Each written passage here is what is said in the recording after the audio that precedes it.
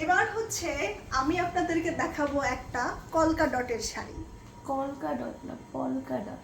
ও আচ্ছা, পলকা ডট।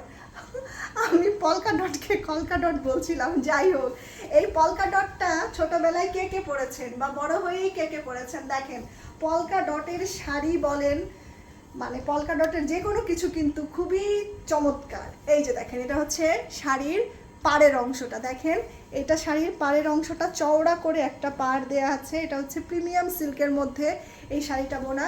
পুরো শাড়িটা এরকম পলকা ডটের মধ্যে। এবং এই শাড়ির যেটা আঁচল, দেখেন আঁচলটা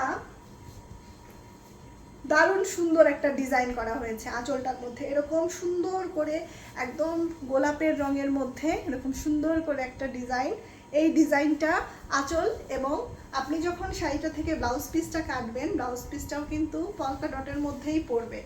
সো এই শাড়িটা গায়ে ধরার পরে কি অপরূপা লাগবে আপনাকে একবার একটু চিন্তা করে দেখেন। কি একটা দারুণ শাড়ি।